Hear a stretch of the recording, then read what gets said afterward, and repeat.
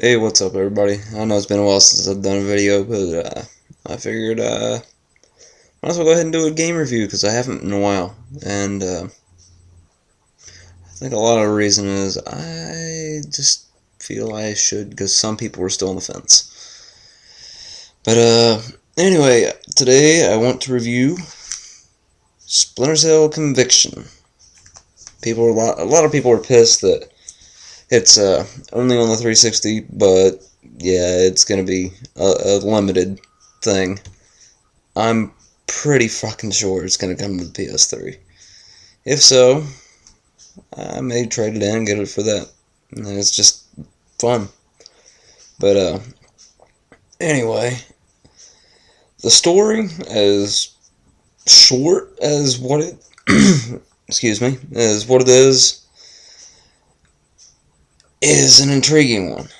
Um, it is a relatively short single player campaign as opposed to most of the Splinter Cell games, but don't let that deter you in any way. It really pushes forward the whole fact of Sam is now free of Third Echelon.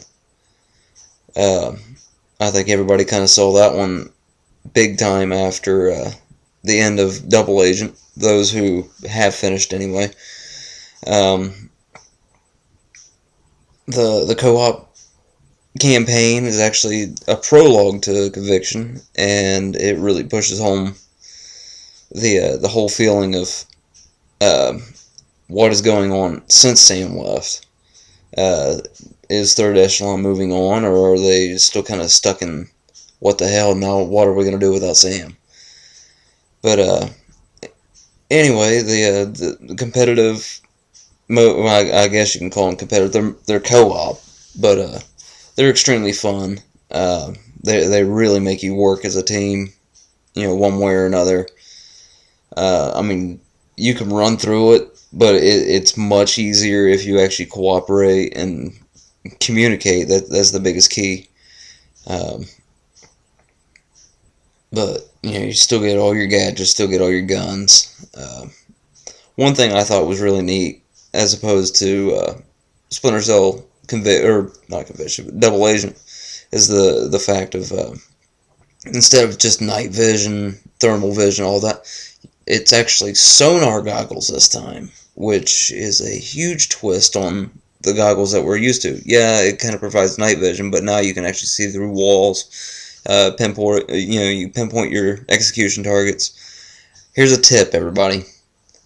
Even if you don't have execute points, pinpoint your targets. You can see where they're at without having to use the goggles. If they're coming close, then you know where they're at. Then you can flank and do whatever. There's my one tip of the game so far. But anyway, moving on to what I was getting at is the fact of whenever it comes to co-op, the sonar goggles are extremely key. Now, granted, the single player, you don't get it until much later in the game, so just kind of relying without them, you kind of get used to it. That's why I'm saying get used to pinpointing people before you even decide to execute, or if you even use it at all. I mean, I love it. It comes in very, very handy. Um, but for those people who are on the fence, I actually give the game a good 4 out of 5. The in-game models are they're very detailed. The lighting is excellent. They really drive home the fact of you have to stay in the darkness just to do anything really. I mean, you can fight out in the open if you want to go in guns blazing. This is the first Splinter Cell I can say you can actually go in guns blazing, but I wouldn't advise it. I mean, it wouldn't be Splinter Cell if you did that. Um, but the sound is excellent. The background music doesn't feel forced at all. Actually, it kind of free fades and all that fun, wonderful stuff you were spotted and whatnot. It kind of gives you a full cinematic experience for the first time in a long time. I think the first game really gave the first indications of a somewhat cinematic experience with the Splinter Cell series. Um, Excellent job from the entire team. All in all, the programming for all the AI is a lot better than what some of the reviewers are saying.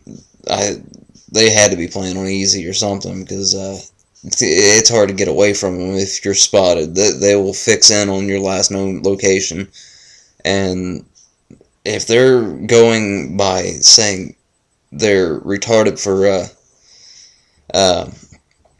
just staying at that focus, then apparently they didn't look into what the developers were looking at.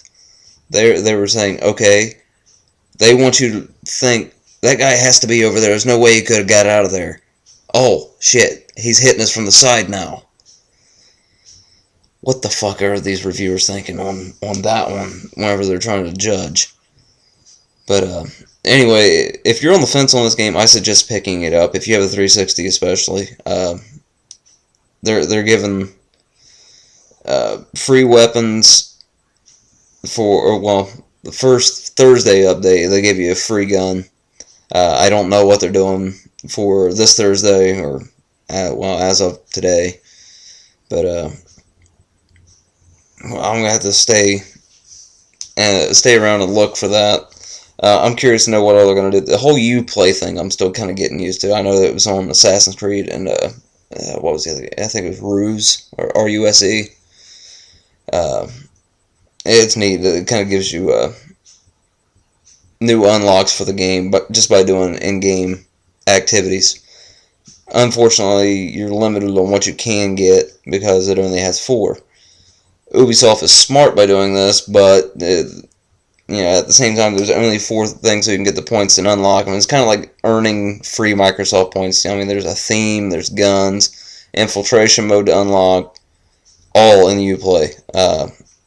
And if you are thinking about getting it, like I said, I highly suggest it. I think you'll have a lot of fun with it if you enjoyed the other Splinter Cell series. But anytime I decide to do my next video, I don't know, but it'll definitely be up here.